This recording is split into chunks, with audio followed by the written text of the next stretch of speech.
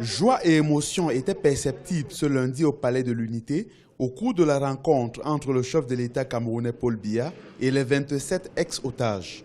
Malgré quelques signes de fatigue, les 10 Chinois et 17 Camerounais libérés samedi dernier par Boko Haram sont en bonne santé. Parmi eux, l'épouse du vice-premier ministre Amadou Ali, le lamido de Kolofata, son épouse et 6 de leurs enfants. Cependant, aucune information fiable n'est disponible en ce qui concerne les conditions de leur mise en liberté, même si certaines sources parlent d'un gros échange de prisonniers.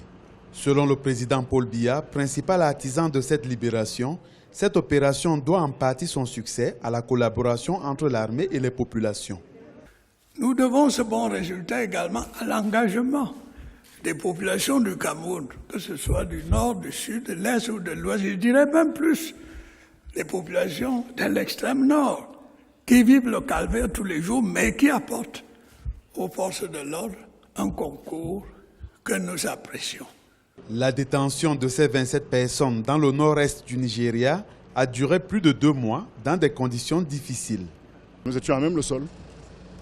Et ça, je vous pendant dis, tout votre séjour? Pendant tout notre séjour, nous étions sur des espèces de bâches en plastique.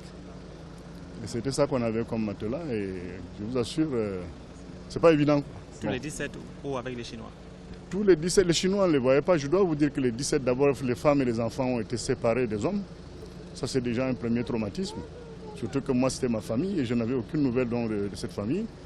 Et les hommes qui restions, nous étions 8, on nous a séparés en 2 groupes. Et les Chinois, nous ne savions même pas où ils étaient. Nous les avons seulement revus la dernière semaine de notre libération. Avec la libération de ces 27 Chinois et Camerounais, la secte islamiste Boko Haram ne détient plus aucun otage enlevé en terre camerounaise. Sur le terrain, les combats se poursuivent et s'intensifient. Selon certains médias locaux, l'armée camerounaise a appréhendé ce lundi 4 islamistes infiltrés et un 5e a été abattu.